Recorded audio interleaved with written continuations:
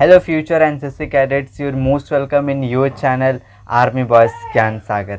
चलिए आज के वीडियो में देखते हैं, हम लोग करेंगे मॉडल पेपर 4। ओके, अभी तक हमने 3 मॉडल पेपर कर लिया है। हर में हमने 40-40 क्वेश्चन करते हैं और एक इंटरव्यू क्वेश्चन मैं देता हूँ जो आपके एनसीसी के इंटरव्यू में पूछा जाता।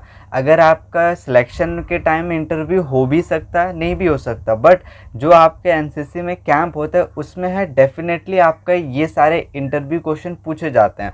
आपसे रिक्वेस्ट है, आप एक बार वीडियो के लास्ट में जाके इंटरव्यू के क्वेश्चन को ज़रूर देखिएगा एंड उसका आंसर हो सके तो अपने कॉपी में लिखिए या फिर कमेंट बॉक्स में लिखिए। ओके, सो चलिए स्टार्ट करते हैं आज के इम्पॉर्टेंट क्वेश्चन। ओके, सबसे आज कुछ क्वेश्चन कारगिल वॉर से रिलेटेड करते हैं। ओके, अभी जस्ट हाल ही में कारगिल वॉर भी पार हुआ है। चलिए, कारगिल विजय दिवस कब मनाया जाता है? ऑप्शन ए 25 जुलाई, ऑप्शन बी 26 जुलाई, ऑप्शन सी 25 जून या ऑप्शन डी 27 जुलाई। आई होप आप सबको पता होगा कारगिल विजय दिवस हम लोग कब मनाते हैं।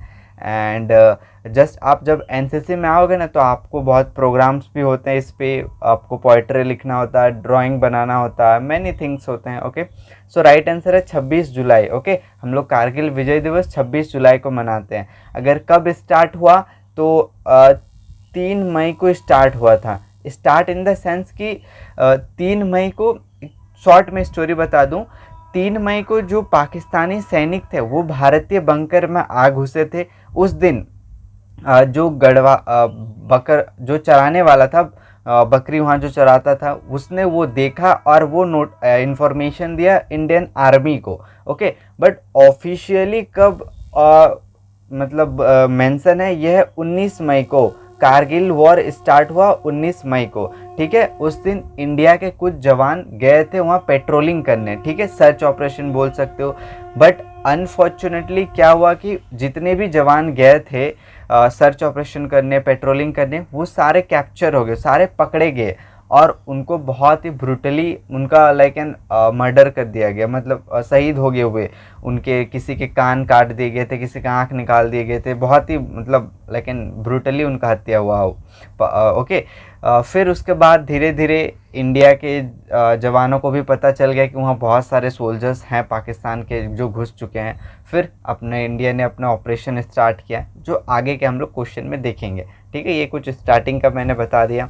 नेक्स्ट, कारगिल युद्ध कब लड़ा गया था? When was Kargil war happened? 1972, 1999, 1998 या 2000? राइट आंसर है 1999, 1999 में। सेकंड क्वेश्चन, थर्ड क्वेश्चन देखते हैं हम लोग। कारगिल युद्ध किसके साथ लड़ा गया था? With whom Kargil war was fought? Just मैंने अभी बताया कौन से सेना घुस गए थे भारतीय बंकर में, चाइना के, पाकिस्तान के या बांग्लादेश के, या डी नन? राइट आंसर है बी, पाकिस्तान के जो सैनिक थे वो आ गए थे। ठीक है, और अगर पूछे कारगिल कहाँ पर है, उस समय 1999 में कारगिल आपका J&K में आता था एंड प्रेजेंट डेट पे कारगिल आपका है लद्दाख में। ठीक है, प्रेजेंट डेट में है कारगिल आपका लद्दाख के डिस्ट्रिक्ट में है, लद्दाख यूनियन टेरिटरीज में है कारगिल। आई होप क्लियर हो गया। नेक्स्ट, 4 नंबर, 2024 में कितनीवीं कारगिल विजय दिवस मनाया गया? बताइए, हम लोग 2024 में 24वां कारगिल दिवस मनाए या 25वां या 26वां या 27? आप इसको कैलकुलेशन करके भी निकाल सकते हो। हमने पहला कब बनाया? 1999 में, और अभी 24 और एक 25, 25th कारगिल विजय दिवस था। ठीक है, ये कुछ क्वेश्चन है जो आ सकते हैं। नेक्स्ट है 5th नंबर, ये बहुत इंपॉर्टेंट है। कारगिल युद्ध में पीवीसी प्राप्त वीरों के नाम बताइए। Right the name of PVC awardee of Kargil war. Means जो कारगिल वॉर हुआ उसके बाद कितने भारतीय सोल्जर्स को पीवीसी मिला, सर्वोच्च वीरता पुरस्कार, हाईएस्ट गैलेंट्री अवार्ड? मैंने बताया हूँ ये वीडियो में, आप मॉडल पेपर 2 देखिए, उसमें पीवीसी के बारे में बहुत ही डिटेल्स में बताया हूँ। ऑप्शन है कैप्टन विक्रम बत्रा, लेफ्टिनेंट मनोज कुमार पांडे, सी राइफलमैन संजय कुमार, या डी ग्रेनेडियर योगेंद्र सिंह यादव, या ई इनमें से सभी? बताइए किन्हें मिला है पीवीसी कारगिल वॉर में? राइट आंसर है ई, इनमें से सभी। इन चारों को मिला है पीवीसी कारगिल वॉर में। ठीक है, यही 4 जन को ओनली मिला। अगर पूछे कितना जन को पीवीसी मिला कारगिल वॉर में, 4 जन को। आप नाम याद कर सकते हो, Vikram Batra, captain Vikram Batra, lieutenant Manoj Kumar Pandey, rifleman Sanjay Kumar और ग्रेनेडियर योगेंद्र सिंह यादव। और इनमें से ओनली अभी जो लाइक इन पीवीसी है वो तो हाईएस्ट गैलेंट्री अवार्ड है। मैक्सिमम जो सोल्जर्स होते हैं वो डेथ हो जाता है उनका, वो शहीद हो जाते हैं, उनके बाद उन शहीद होने के बाद उन्हें कारगिल यानी कि पीवीसी अवार्ड मिलता। अभी तक अगर पूछा जाए कितने ऐसे सोल्जर हैं जो कारगिल पीवीसी प्राप्त और वो जीवित भी हैं, ठीक है, तो वही 2 ही जन है, ठीक है। कौन कौन है? राइफलमैन संजय कुमार और ग्रेनेडियर योगेंद्र सिंह यादव। इन्हें पीवीसी भी मिला हुआ है और ये अभी मतलब जीवित हैं, ठीक है। अदरवाइज बाकी के जितने भी पीवीसी अवार्डी है उनको उनके मरणोपरांत मिला। आई होप ये क्लियर हो गया होगा। एनसीसी में एक होता है IMA कैंप, ठीक है, इंडियन मिलिट्री एकेडमी, जिसमें आप 10 से 15 दिन तक IMA में रहते हो। उसमें जब आप IMA कैंप करोगे ना एनसीसी में, तब आपको इन दोनों के साथ मिलने का मौका मिलता है, ठीक है।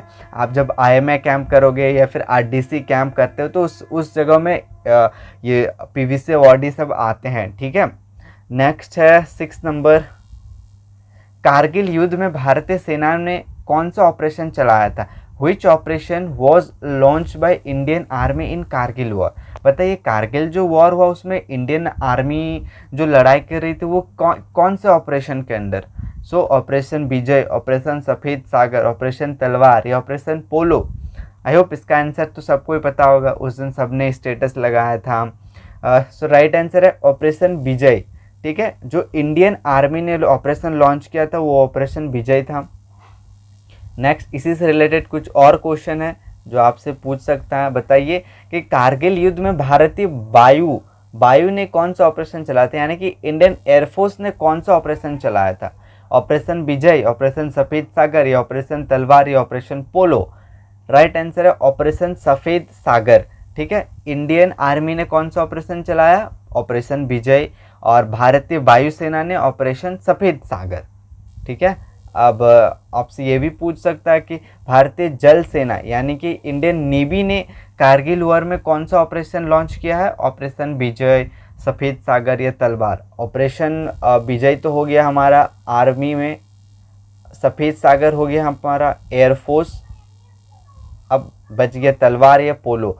तो पोलो को बता दूं, ऑपरेशन पोलो 1948 में स्टार्ट हुआ था, ठीक है, ये मतलब चलाया गया था। बच गया ऑपरेशन तलवार इज द राइट आंसर।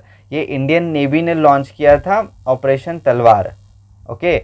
और एक बार रिपीट कर देता हूँ, ऑपरेशन विजय आर्मी, सफ़ेद सागर एयरफोर्स और ऑपरेशन तलवार नेवी। ये भी क्लियर कर लीजिएगा, तीनों पूछता है। ऑपरेशन 9 नंबर, कारगिल युद्ध के समय भारत का प्रधानमंत्री कौन था? Who was the PM of India during Kargil war? Doctor APJ Abdul Kalam, doctor Manmohan Singh, C Atal Bihari Vajpayee या D नरेंद्र मोदी? बताइए। आई होप आप इस पर एक मूवी भी है, I think I am not able to recall उस पर किसने एक्ट किया है, बट इस पर एक मूवी भी बनाया गया है। कौन था PM? अटल बिहारी वाजपेयी, भारत के प्रधानमंत्री। एक इम्पॉर्टेंट क्वेश्चन है ये, अगर आपके सिलेक्शन टेस्ट में नहीं पूछा तो एग्ज़ाम में भी पूछते हैं, ठीक है। एनसीसी के क्विज में ये पूछा जाता है। अटल बिहारी वाजपेयी थे भारत के प्रधानमंत्री।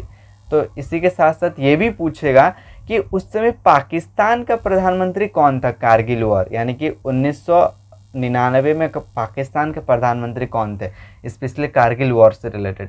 बताइए, इमरान खान, नवाज शरीफ या डॉक्टर लियाकत अली खान या शहबाज शरीफ? सो इसका राइट आंसर है नवाज शरीफ। ये सब कुछ इम्पॉर्टेंट है। अभी हमने 10 को देख लिया कारगिल वॉर से रिलेटेड। भारत के कौन थे? अटल बिहारी वाजपेयी, और पाकिस्तान के नवाज शरीफ। आई होप आप ये सब नहीं भूलोगे, ये इम्पॉर्टेंट है, आपसे पूछा जा सकता है आपके सिलेक्शन टेस्ट में, ठीक है। नेक्स्ट है, देखते हैं 11 number, highest battlefield of India. India का हाईएस्ट बैटलफील्ड यानी कि ऊंचाई के मामले पे सियाचिन ग्लेशियर, माउंट एवरेस्ट या टोलो लिंक या D नंबर K2, या फिर यहाँ हो सकता है वर्ल्ड भी आप बोलोगे तो सही होगा। हाईएस्ट बैटलफील्ड ऑफ वर्ल्ड क्या है? सियाचिन ग्लेशियर। आई होप इसके बारे में आप सब पता होगा। सियाचिन ग्लेशियर जो पूरे दुनिया का या और भारत का भी हाईएस्ट है, ऐसा जगह हाईएस्ट जगह जहाँ पर कोई किसी देश की सेना है, ठीक है। नेक्स्ट देखते हैं 12 नंबर, आप एनसीसी ज्वाइन क्यों करना चाहते हो, ठीक है। आप एनसीसी ज्वाइन क्यों करना चाहते हो, why do you want to join NCC. ये जो क्वेश्चन है ना, मैं मॉडल 2 में इंटरव्यू क्वेश्चन में पूछा गया है, ये इंटरव्यू में बहुत पूछता है। आप एनसीसी ज्वाइन कर रहे हो तो क्यों करना चाहते हो, रीज़न क्या है। ऑप्शन ए एनसीसी सर्टिफिकेट के लिए, ए बी और सी के लिए, या शारीरिक विकास के लिए, बहुत सारे कैडेट आते हैं फिजिकल फिटनेस के लिए, या फिर सी पर्सनालिटी डेवलपमेंट के लिए, या डी एनसीसी कैंप्स करने के लिए, या ई एनसीसी यूनिफॉर्म के लिए। मैंने अपने टाइम बहुत से ऐसे कैडेट्स को देखा जो एनसीसी यूनिफॉर्म करने के लिए भी एनसीसी ज्वाइन करते हैं। वो बोलते हैं मुझे एनसीसी यूनिफॉर्म बहुत अच्छा लगता है इसलिए मैं एनसीसी ज्वाइन कर रहा हूँ। सो आप अपना कारण और अपना रीज़न बताइए और इसका आंसर आपको कमेंट करना है, ठीक है। कमेंट बॉक्स में आप बताइए आप क्यों एनसीसी ज्वाइन कर रहे हो, या तो पूरे डिटेल्स में बताइए, मतलब थोड़ा लंबा लिख के, ओके 40-50 वर्ड्स, इस रीजन से मैं एनसीसी ज्वाइन कर रहा हूँ, या फिर आप you can see there are 5 option, ठीक है। नेक्स्ट क्वेश्चन की तरफ हम लोग बढ़ते हैं। डीजी एनसीसी का रैंक क्या होता है, what is the rank of DG NCC, general, lieutenant general, major general या कैप्टन। डीजी एनसीसी कौन होता है, एनसीसी का हेड होता है, ठीक है। पूरा जो भारत में एनसीसी कौन देखता है, डीजी एनसीसी। कौन है एनसीसी का head, DG NCC, director general of NCC. इनका रैंक होता है लेफ्टिनेंट जनरल, ठीक है, याद रखना है, पूछ सकता है डीजी एनसीसी का रैंक क्या होता है, लेफ्टिनेंट जनरल। एंड नेक्स्ट है 14 नंबर, एनसीसी के झंडे में कौन से फूल होते हैं।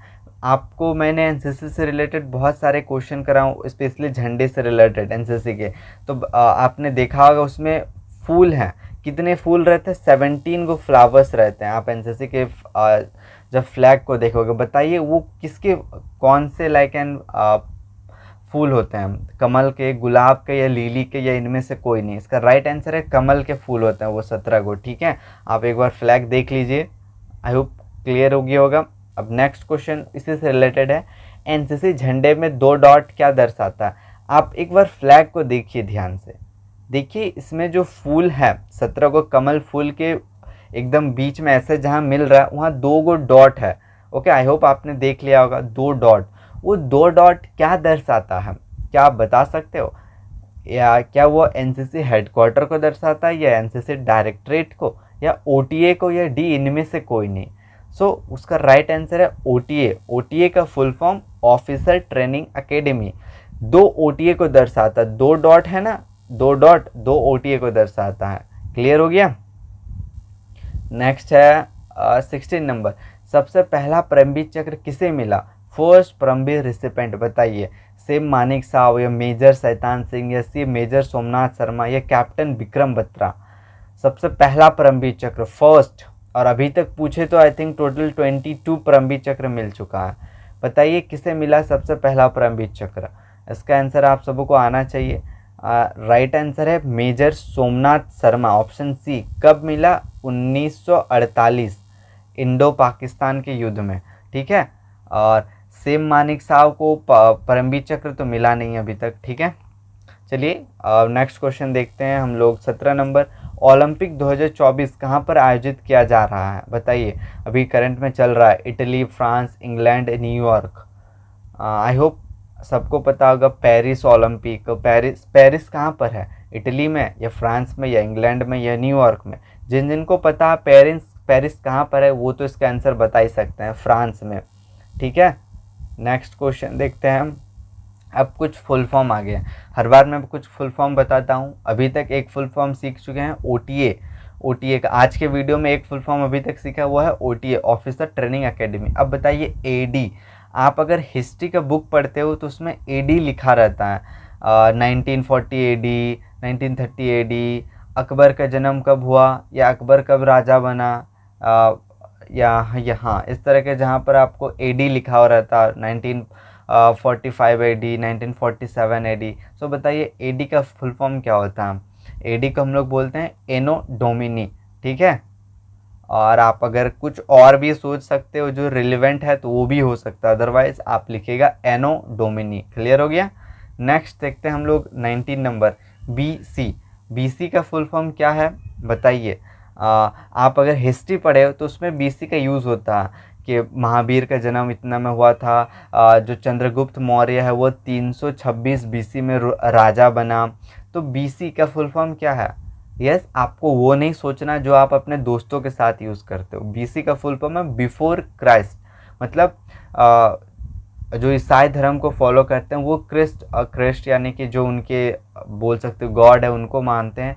सो बिफोर क्राइस्ट जो जीरो है ना, जीरो से पहले, 0 ईस्वी से पहले को हम लोग BC बोलते हैं, बिफोर क्राइस्ट, एंड इसके बाद को AD एनो डोमिनी या फिर आप बोल सकते हो आफ्टर क्रिस्ट भी बोला जाता है, बट AD लिखते हैं तो एनो डोमिनी, ठीक है। और BC को आप बैकवर्ड क्लास भी बोल सकते हो, वो भी सही है, चलेगा, ठीक है। नेक्स्ट है 20 नंबर एड्स। ये वेरी इंपॉर्टेंट है, ये आपको NCC का सिलेक्शन टेस्ट हो गया, 20 A सर्टिफिकेट में भी, B या C सर्टिफिकेट तीनों ईयर में ये मिलेगा। फुल फॉर्म बताइए एड्स का। सो आई होप आपने ये क्लास 9 10 में तो पढ़ा ही होगा। क्या है? A से एक्यूरेट इम्यूनो डिफेंसिव सिंड्रोम, ठीक है। नेक्स्ट है आप 21 नंबर एम्स बताइए। एम्स का फुल फॉर्म क्या होता? AIIMS I hope you all guys know, all India institution for medical science. Clear हो गया। नेक्स्ट देखते हैं 22 नंबर BSF का फुल फॉर्म क्या होता है? Border security force. बहुत सारे लोग हैं BSF में जाना चाहते हैं। नेक्स्ट है इससे रिलेटेड ITBP। आप में से कितने लोग हैं जो ITBP में जाना चाहते हो? सो बहुत सारे लोग कैडेट्स होंगे जो सर्व करना चाहते हैं आर्मी को, कहीं से भी हो। ITBP फुल फॉर्म क्या होता है? Indo Tibetan border police, okay. Next देखते हैं हम लोग RBI का फुल फॉर्म बताइए। Reserve bank of India. जो हमारे आप सबों के पास जो नोट है वो कौन प्रिंट करता है? RBI, ठीक है। पिन कोड आपसे पूछा जाता है ना, आपका पिन कोड क्या? बताइए पिन का full form. Postal index number, ठीक है। नेक्स्ट 26 नंबर बताइए। मानव शरीर का सबसे लंबी हड्डी क्या है? Longest bone of human.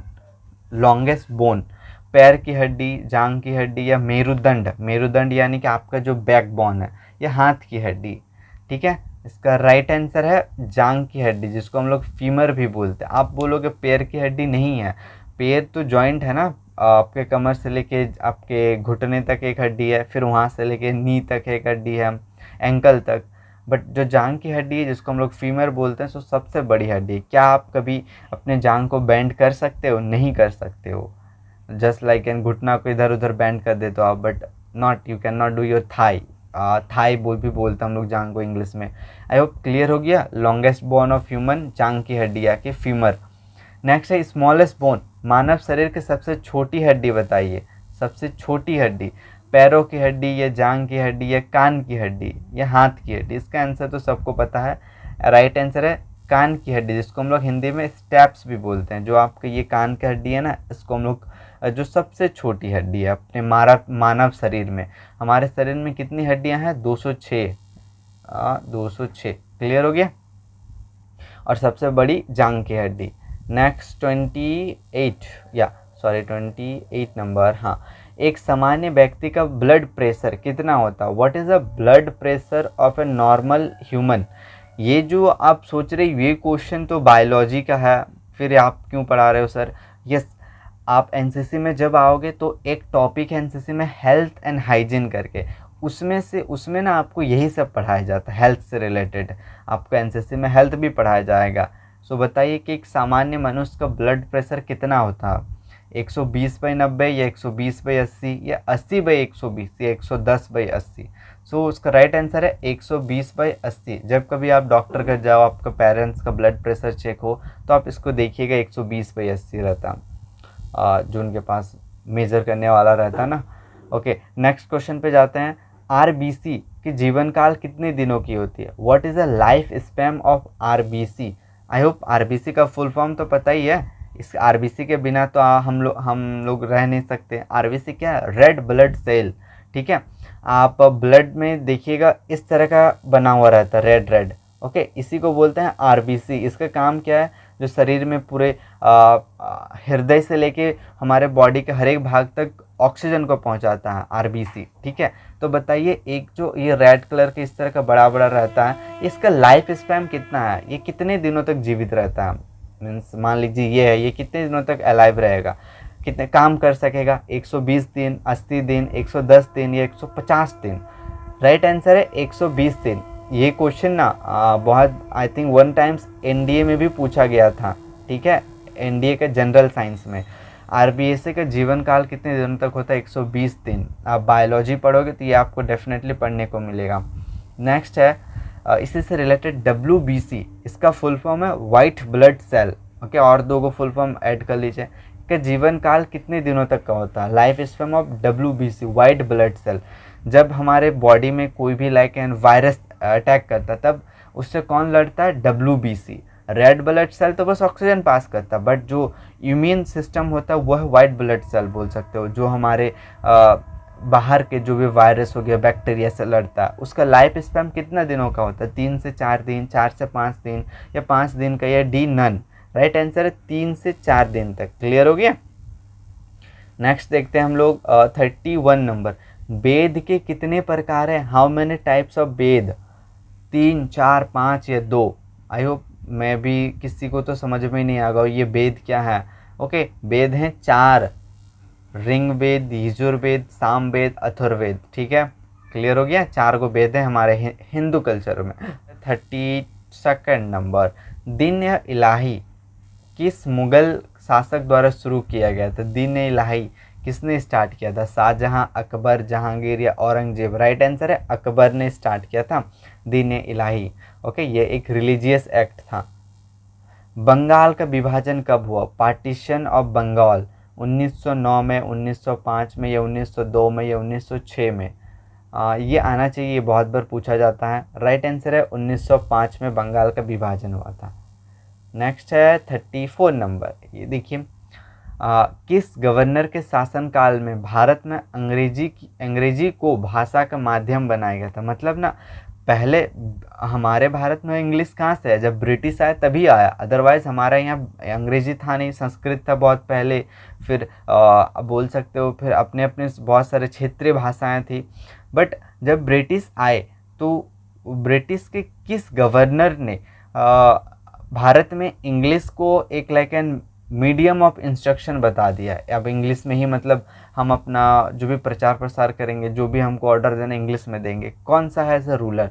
Robert Clive, William Bentinck, Warren Hastings या कर्जन? राइट आंसर है विलियम बेटिक ने। ठीक है, ये कंपटीशन एग्जाम में भी पूछ सकता। 35 नंबर। इंडियन नेशनल कांग्रेस की स्थापना कब हुई? When was Indian national Congress establish? जो INA, इंडियन नेशनल कांग्रेस माने अब राहुल गांधी देख सकते हो, प्रियंका गांधी, सोनिया गांधी। बताइए ये जो पार्टी है इनकी स्थापना कब हुई? 1890, 1947 या 1880 या 1885? कब हुई? 1885 में स्थापना हुई है इंडियन नेशनल कांग्रेस की। किसने की? A.O. होमी ने। ठीक है, होमी बाबा बोल सकते हो। A.O. होमी ने स्टार्ट किया है इंडियन नेशनल कांग्रेस की स्थापना की 1885 में। क्लियर हो गया? नेक्स्ट, कुछ स्टेट्स और कैपिटल, ये भी बहुत बार पूछता है, बहुत सारे कैडेट्स को पता ही नहीं होगा कितनी स्टेट हैं। हमारे भारत में भी कितने स्टेट है प्रेजेंट में? एक बार मैंने पढ़ाया भी है, आई होप आपको पता ही हो आंसर। 28 स्टेट हैं। और कितने यूनियन टेरिटरीज हैं? UT कितने हैं? 8 हैं प्रेजेंट में। ठीक है, तो हम लोग को सारों का कैपिटल तो याद करना ही पड़ेगा। आज 5 को याद करते हैं, नेक्स्ट वीडियो में फिर 5, इस तरह का हम लोग 5-5 करके कंप्लीट कर देंगे। बताइए आंध्र प्रदेश, आंध्र प्रदेश का कैपिटल क्या है? हैदराबाद, अमरावती, चेन्नई या डी नन? राइट आंसर है अमरावती। पहले हैदराबाद था जब आंध्र प्रदेश अलग नहीं हुआ। अब तो आंध्र प्रदेश 2 भाग में बांट गया, एक तो तेलंगाना और एक आंध्र प्रदेश। इसका राइट आंसर है अमरावती है। ठीक है, हैदराबाद नहीं। और बहुत लोगों को डाउट होगा विशाखापट्टनम, नहीं, विशाखापट्टनम कैपिटल नहीं है, आंध्र प्रदेश है। ठीक है, 37 नंबर। अरुणाचल प्रदेश, उसका राइट आंसर क्या होगा बताइए? मतलब कैपिटल दिसपुर, ईटानगर, शिलोंग या इम्फाल? अरुणाचल प्रदेश का कैपिटल है ईटानगर। आई होप आप सब सही आंसर कर रहे होगे। असम, बताइए असम का कैपिटल क्या है? दिसपुर, ईटानगर, शिलोंग या इम्फाल?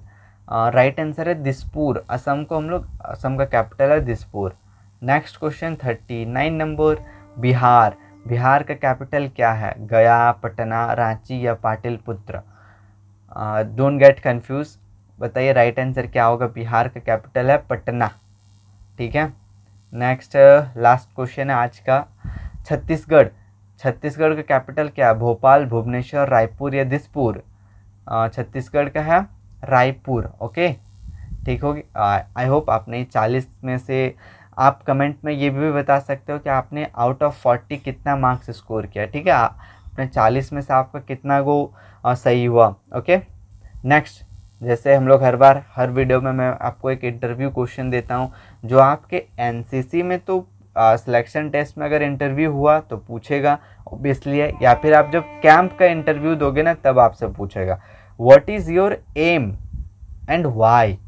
आपके जीवन का लक्ष्य क्या है और क्यों है? आप में से बहुत सारे लोगों का लक्ष्य या फिर एम होगा आर्मी में जाने का या फिर डिफेंस में जाने का, एयरफोर्स में हो गया, नेवी में, तो क्यों है? ठीक है, ये आपको बताना। Right the answer in comment box, आपको कमेंट बॉक्स में आंसर लिख के बताना सो आई कैन रीड और मैं आपको कुछ सजेशन दूँ। अगर कुछ गलत है तो कैसे आप सही करोगे, कैसे आपको बोलना है। आप जब तक लिखोगे नहीं तो आप तक फिर आपको सुधार नहीं होगा। ठीक है, हिंदी इंग्लिश जैसे आप लिखना चाहो लिखिएगा। एंड आज अगर नहीं लिखोगे फिर जब आपका इंटरव्यू होगा फिर आप पछताओगे कि मैं लिखी होती या फिर मैं पढ़ी होती तो मैं I could speak. Okay, so I want कि आप आंसर लिखिए। आप जब लिखोगे तो ही आपका इम्प्रूवमेंट आएगा। Okay, and I hope you watch this video, you like it. Thanks for watching. Jai Hind to everyone.